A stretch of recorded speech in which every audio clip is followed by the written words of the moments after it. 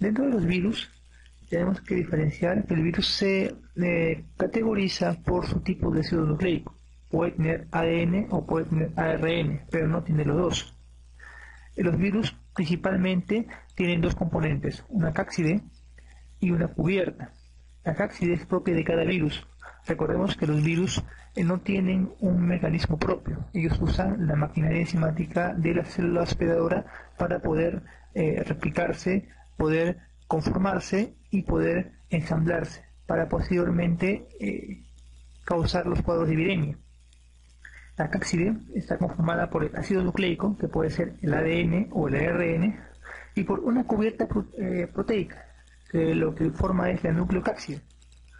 Esta cubierta proteica, principalmente en algunos virus, tiene características muy singulares. Por ejemplo, en el VIH, esta cubierta proteica está formada por las proteínas P24, que entran como parte del diagnóstico de los métodos directos en el caso del virus de VIH. Además, los virus también tienen una cubierta, y esta cubierta está compuesta por la membrana lipídica que es propia de la célula hospedadora. Cuando el virus sale de la célula, ¿no?, hace lisis, porque los virus producen un efecto citopático en la célula, lisan la célula para poder salir de ella y poder causar la viremia, llevan consigo una parte de la membrana lipídica de esas células, con lo cual forman su cubierta. Además, esos virus tienen proteínas que pueden ser estructurales, como en este caso proteínas propias de la nucleocápside, o proteínas que tienen funciones principalmente fisiológicas, como la transferencia de material genético, las propiedades antigénicas o la protección misma del genoma. Dentro del ciclo del viral o dentro del ciclo de infectividad viral, vamos a ver cinco etapas. La primera etapa es la etapa de adhesión, en la cual consiste en una interacción de este virus con receptores celulares propios de la célula huésped. Esta interacción con estos receptores van a condicionar el tropismo celular y van a condicionar a qué células pueden infectar esos virus. Por ejemplo, el virus de VIH tiene un tropismo sobre las células que tienen el receptor CD4. Entonces, ese virus de VIH va a infectar solamente a aquellas células que tengan este receptor. La siguiente etapa, después de la adhesión o del reconocimiento del receptor propio de la célula hospedadora, viene la etapa de penetración o viropexis. Y la viropexis o penetración va a consistir en una endocitosis de la célula huésped que va a absorber al virus para poder ingresarlo dentro del citoplasma. La liberación o desenvolvimiento, que es la tercera etapa, va a consistir en la separación del ácido nucleico viral para que pueda unirse a toda la maquinaria enzimática de la célula y pueda de esa misma manera replicarse. Esta liberación va a condicionar que se active toda la maquinaria enzimática de la célula huésped para que pueda replicar a este virus. Posteriormente, luego de la réplica, va a darse la etapa de la síntesis de los componentes virales, o sea, este ARN que se ha replicado, ARN o ADN que se ha replicado dentro de la célula huésped, va a producir proteínas para que conformen nuevos viriones y puedan reproducirse, valga la redundancia. Y la siguiente etapa, la morfogénesis, es el ensamblamiento y la liberación de estos viriones a través del efecto citopático que producen en la célula, ¿no?, lisando la célula y saliendo de ella con una parte de la misma, y en este entran los virus con cubierta, que captan una parte de la membrana celular, o virus sin cubierta, que no captan esa parte de la membrana celular y emigran solamente con su nucleocápside. Dentro de los virus, como dijimos, hay virus ADN y virus ARN. Los virus en realidad son muchísimos, ¿no? Y vamos a diferenciarlos en virus ADN, en 6 tipos de virus, y virus de ARN, principalmente en 3 tipos de virus. Los virus ADN vamos a ver 6 tipos: los parvovirus, los papovavirus, los poxvirus, los herpesvirus, los epapnavirus y los adenovirus. ¿Cómo lo recordamos? Con la siguiente mnemotécnica: HIP, HIP, HIP, EPA. El primer HIP, el parvovirus; el segundo HIP, papovavirus; el tercer HIP, poxvirus. EPA, herpesvirus, epapnavirus y adenovirus. ¿Por qué es importante recordar el parvovirus? Principalmente en las infecciones pediátricas, ¿no? El eritema infeccioso, esta enfermedad causada por el parvovirus B19, ¿no? Es un tipo de parvovirus y es el motivo por el cual debemos recordar a este virus ADN. ¿Por qué recordar al papovavirus? Bueno, el papovavirus, dentro de él está enmarcado los papilomavirus y los poliomavirus.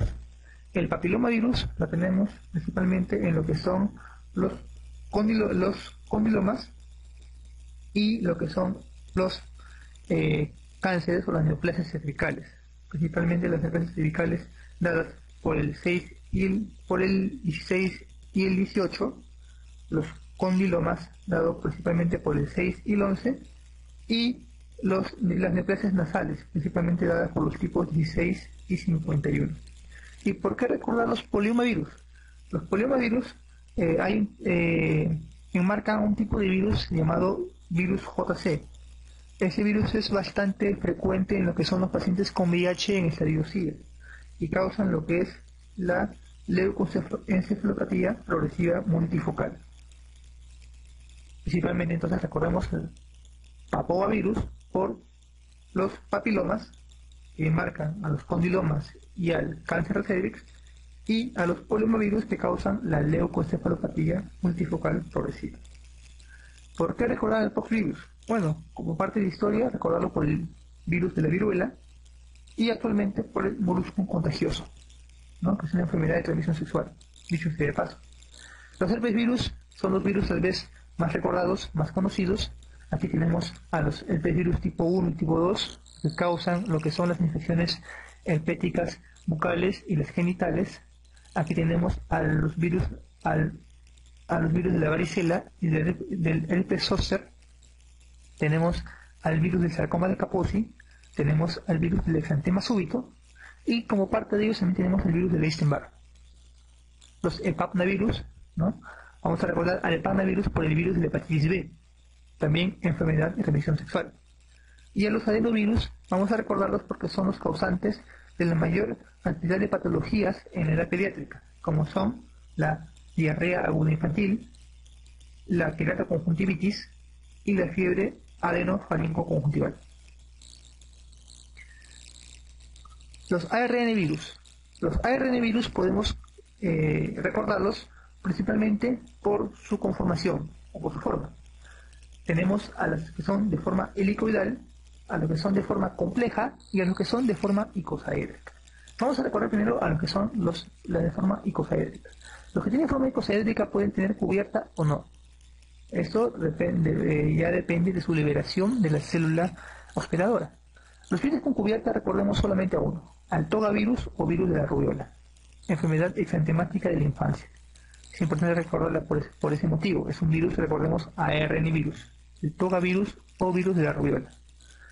Y a virus sin cubierta, recordemos mnemotecnia, PCR, los picornavirus, los calicivirus y los reovirus. Los picornavirus enmarcan 2 virus que tenemos que conocer: los rinovirus, que causan el resfriado común, y los enterovirus, que causan la mayor cantidad de meningitis aséptica o meningitis virales. La mayor cantidad de meningitis virales son causadas por enterovirus, y los enterovirus pertenecen a la familia de los picornavirus. Dentro de los enterovirus tenemos el virus de la polio, ya casi extinto, ¿no? Pero que entra parte de la vacunación, del esquema de vacunación nacional, a los coxsackie tipo A y tipo B, y en los coxsackie recordemos 2 enfermedades: la angina y el síndrome mano-boca-pie. Tenemos los ecovirus, muy conocidos por la película de House, ¿no? Donde encontramos una meningitis por ecovirus, y los enterovirus previamente dichos, que son los causantes de la meningitis aséptica. Dentro de los calicivirus vamos a recordar al virus del Norovirus o de la hepatitis E, ¿no? Es un virus que se transmite a nivel oral. Y dentro de los reovirus, recordemos uno muy importante, el rotavirus, principal agente de la diarrea viral. Para recordar los virus helicoidales. Los virus helicoidales, vamos a recordarlos, son los bungevirus, los ortomixovirus, los paramixovirus, los ractovirus y los filovirus. Tal vez los nombres, al escucharlos por familias, no los recordemos, pero vamos a recordarlos cuando los revisemos. Los bungevirus principalmente están ligados a lo que es el hantavirus. Recordemos que hubo un caso de hantavirus en Iquitos, ¿no? Y es un cuadro de notificación a nivel mundial. Y el hantavirus transmitido principalmente por roedores que causan la fiebre hemorrágica. Los ortomixovirus, principalmente recordemos acá el virus de la influenza A, B y C. ¿Cuál es la más frecuente? La A. ¿Cuál es la que causa las pandemias? La A. Entonces, ¿cuál estuvo relacionada principalmente con la última pandemia que hubo del virus de influenza A H1N1? El A. Entonces es importante recordar los ortomixovirus porque también hay una vacuna anual, que es la vacuna contra la influenza, ¿no? Que se coloca a pacientes en edades extremas, ancianos y niños, ¿no? Dentro de los paramixovirus vamos a recordar al virus de la parainfluencia, ¿ya? Al virus de la parainfluenza que causa el croup, es el principal agente del croup, a los morbillivirus que causa el sarampión y a los neumovirus que causan la bronquiolitis, el virus sincitial respiratorio. Tres tipos de virus a recordar en los paramixovirus: el virus de la parainfluenza que causa el croup, el morbillivirus que causa el sarampión y el virus sincitial respiratorio que causa la bronquiolitis en los niños o los infantes de 3 a 6 meses. Dentro de los ractovirus tenemos al virus principalmente el virus de la rabia. Y dentro de los filovirus tenemos al virus de la enfermedad que es conocida como la enfermedad más peligrosa viral a nivel mundial, que es el virus del ébola. Dentro de la clasificación de los virus ARN de estructura compleja tenemos a 4 tipos de virus. Y recordemos por la palabra phase, ¿no? Todos tienen su phase, ¿no? Entonces todos leen su phase y recordémonos con esta palabra, phase. Phase de fase en inglés, F de flavivirus, y aquí tenemos a los virus que se contagian por artrópodos, ¿no? Tenemos al virus del dengue y al virus de la fiebre amarilla. Dentro de los arenovirus tenemos a la fiebre del Lassa.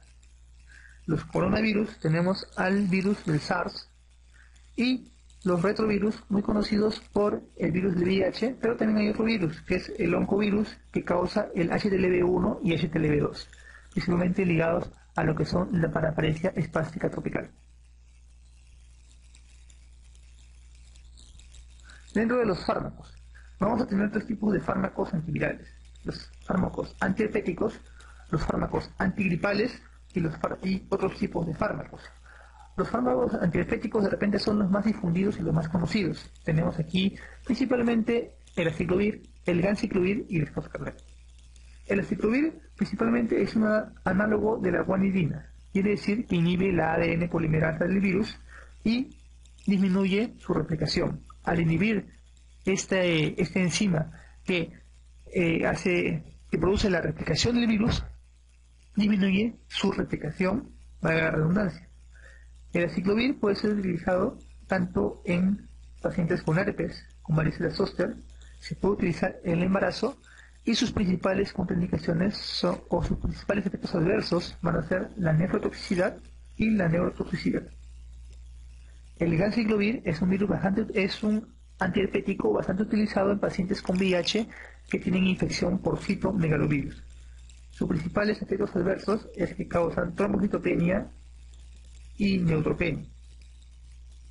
Y el foscarnet es un antiviral antiherpético que se usa en estadios finales cuando hay resistencia tanto al aciclovir como al ganciclovir. Y se puede utilizar también para inhibir la transcriptasa inversa en el virus VIH tipo 1. Los antigripales, principalmente acá tenemos dos tipos. Uno, los inhibidores de la neuraminidasa, o sea, el oseltamivir y el zanamivir. El oseltamivir bastante recordado por su presentación comercial, el Tamiflu, que se utilizó bastante en la última pandemia del AH1N1, la influencia AH1N1. Pero también tenemos otros tipos de virus, otros tipos de fármacos antigripales, que son los que bloquean los canales M2 de la membrana de los virus, y estos son la amantadina y la rimantadina.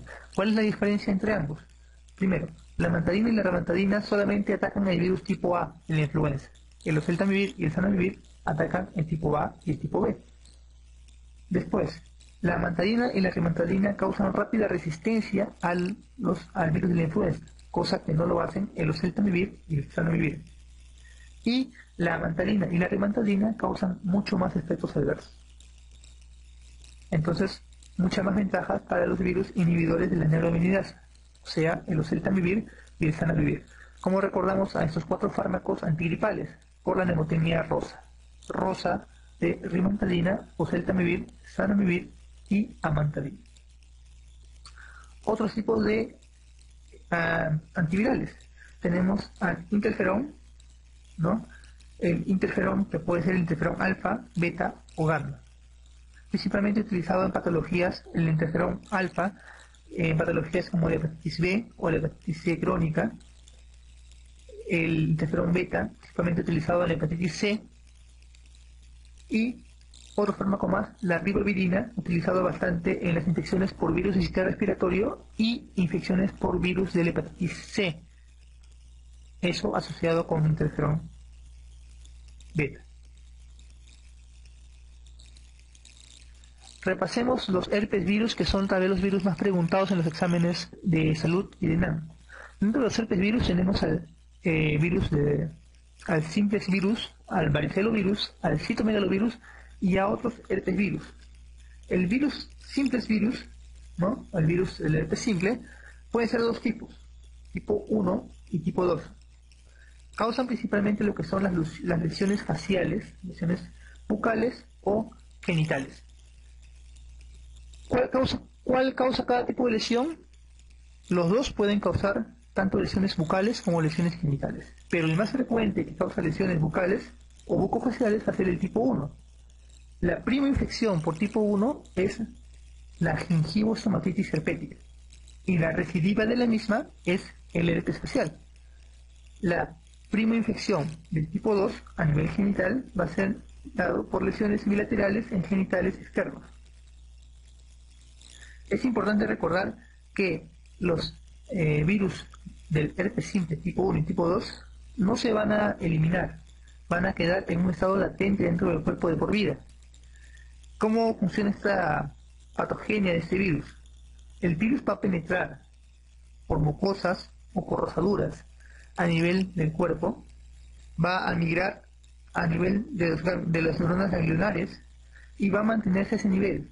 Y cuando la inmunidad baja o cuando hay exposiciones a rayos ultravioleta o a un trauma cutáneo, ese virus puede reflorar. Es por eso que encontramos personas que pueden tener varios eventos o varias recidivas de herpes facial, porque sean por lesiones traumáticas, sean por exposición a mucho sol o sea por inmunodeficiencia, pueden presentarse estas recidivas. Entonces recordemos que es pregunta de examen. La primera infección de herpes virus de tipo gingivostomatitis herpética va a ser principalmente por tipo 1, pero también puede darse por tipo 2. Y la primera infección en lesiones genitales va a ser principalmente dada por el tipo 2, pero también puede darse por el tipo 1. Dentro de lo que es el varicelovirus tenemos a dos patologías, la varicela y el herpes zóster. La varicela, se va a tocar más ampliamente en la parte de pediatría, y el herpes zóster, que principalmente se trata de lesiones vesiculares que enmarcan un dermatoma, ¿no? Con cuadros dolorosos, cuyo tratamiento principalmente consta en aciclovir sistémico. Los citomegalovirus simplemente involucrado en lo que es la infección congénita, ¿no? Y en el síndrome mononucleósico con anticuerpos heterófilos negativos. También es bastante dado, bueno, el síndrome mononucleósico con anticuerpos heterófilos negativos se da principalmente en lo que es la mononucleosis infecciosa no Epstein-Barr positivo, donde sí es el citomegalovirus el principal agente causal. Pero también puede haber infecciones por citomegalovirus en pacientes VIH positivo en estadio SIDA. Y estas lesiones o estas patologías se van a dar principalmente por cuadros de retinitis o cuadros de esofagitis. Otros tipos de virus son los virus de tipo 6, ¿no?, que causa la rociola o exantema súbito, y el tipo 8 que causa el sarcoma de Kaposi, principalmente en pacientes VIH positivos. Pero tenemos otro tipo de virus, que son los linfocriptovirus. Y dentro de esa categoría, que también pertenece a lo que es el virus del herpes simple, va a estar el virus del Epstein-Barr. Y el virus del Epstein-Barr va a causar el síndrome mononucleósico con anticuerpos heterófilos positivos. Esto es la mononucleosis infecciosa. Pero no solamente produce la mononucleosis infecciosa, también puede producir otras patologías como es el carcinoma nasofaringio, el linfoma tipo Burkitt, muy frecuente en pacientes con VIH, en estadio SIDA, y la leucoplasia villosa oral, también presente, bastante frecuente en pacientes con VIH-SIDA. El síndrome mononucleósico. El síndrome mononucleósico se va a presentar, o se va a caracterizar, mejor dicho, por 5 aspectos. Y vamos a recordarlos con esta mnemotecnia. Recordemos que la mononucleosis infecciosa se le llama en el argot popular como la enfermedad del beso. Y beso muchas veces le decimos chape. Entonces vamos a recordar el síndrome mononucleósico como chape. C de calentura, o sea fiebre. E de hepatosplenomegalia. A de adenomegalias, principalmente esas son cervicales, anteriores y posteriores. P de faringitis, vamos a usar en inglés, faringitis, más odinofagia intensa. No es solamente faringitis, sino que duele bastante al ingerir alimentos. Y E de hemograma. ¿Por qué hemograma? Porque en el hemograma va a haber alteraciones características, que es una linfocitosis de más del 50% de linfocitos en el conteo relativo. Pero esta linfocitosis va a ser una linfocitosis atípica. Va a haber linfocitos atípicos que van a ser linfocitos T, que están presentes o se van a ver alterados dentro del raspado o del frotis. Estas 5 características van a conformar lo que es el síndrome mononucleósico, pero hay 3 de ellas que son las más preponderantes: la fiebre, la adenomegalia y la faringitis con odinofagia. Y es por eso que muchas veces se considera como como la triada principal del síndrome mononucleósico o de la mononucleosis infecciosa: fiebre, adenomegalias, faringitis. Pero recordemos que también se encuentra la hepatosplenomegalia como parte del compromiso del res y alteraciones en el hemograma. Como dijimos, el síndrome mononucleósico puede caracterizarse por anticuerpos heterófilos positivos o anticuerpos heterófilos negativos. Si es un positivo, estamos frente a una infección por Epstein-Barr, una mononucleosis infecciosa. Y esto se puede dar por la reacción de Paul-Bunel. Si estamos frente a anticuerpos heterófilos negativos, tenemos una gama de diagnósticos diferenciales. Tenemos el más frecuente, que es el citomegalovirus, tenemos al toxoplasma, tenemos a la hepatitis viral, tenemos también a lo que son la rubiola, las leucemias, los linfomas y la prima infección por VIH. Es tan frecuente este síndrome mononucleósico en prima infección por VIH que ya ha tomado un nombre propio y se le llama síndrome retroviral agudo. Y es por eso que en un paciente joven, soltero, que tenga un síndrome mononucleósico con anticuerpos heterófilos negativos, siempre se solicita prueba de ELISA para VIH. Algunos aspectos que pueden diferenciarlo de la mononucleosis infecciosa por Epstein-Barr va a ser, por ejemplo, en el citomegalovirus, ¿no?, presenta una esplenomegalia de menor intensidad que en la mononucleosis infecciosa. En el toxoplasma, las adenopatías principalmente son cervicales posteriores y no presenta faringitis, a diferencia de la mononucleosis infecciosa. En la hepatitis viral, el compromiso de las transaminasas es mucho más elevado que en la mononucleosis infecciosa. En la rubiola, las adenomegalias son principalmente suboccipitales o retroauriculares y presentan un rash característico que hace el diagnóstico de la rubiola. Y bueno, dentro de la primera infección por VIH, este síndrome retroviral agudo, el diagnóstico principalmente se va a dar por PCR del ARN viral. Recordemos que durante esa etapa del síndrome retroviral agudo es un periodo de ventana. Entonces, las pruebas serológicas como el ELISA o el Western blot van a ser negativas en estos pacientes con primera infección por VIH.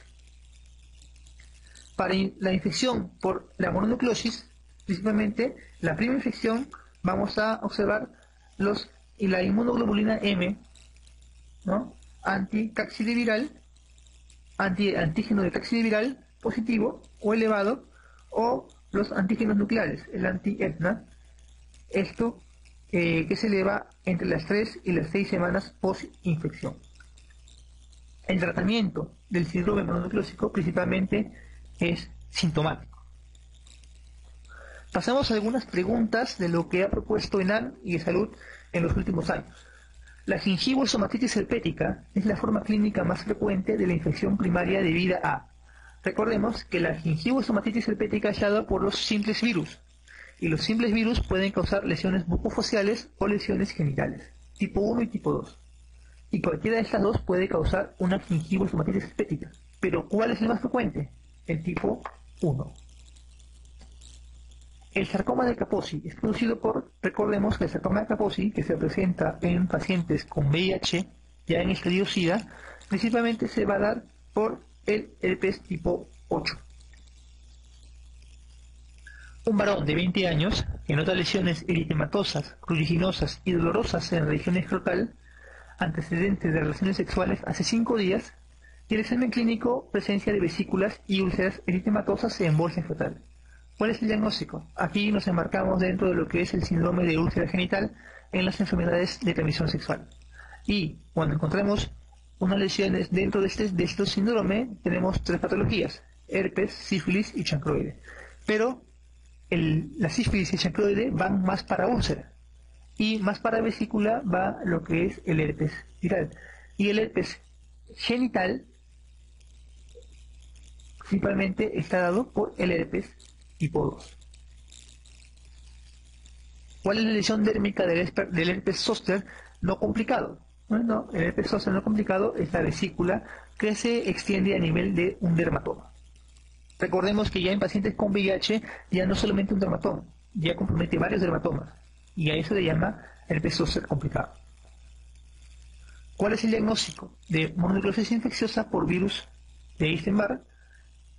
Incluye, aquí recordémonos del síndrome mononucleósico, recordémonos del CHAPE, ¿no? El CHAPE, recordemos, calentura, hepatoplenomegalia, adenopatías, faringitis con odinofagia y hemograma. Pero recordemos que de ahí, en la parte clínica, usan una triada, que es fiebre, que es faringitis y que es adenopatías o adenomegalias. La infección por virus de Epstein-Barr se ha asociado a los siguientes procesos neoplásicos malignos. Recordemos que el Epstein-Barr causa la mononucleosis infecciosa con anticuerpos heterófilos positivos, pero también causa otras patologías, como son el carcinoma nasofaringio y el linfoma de Burkitt y la leucoplasia villosa oral. Clave C.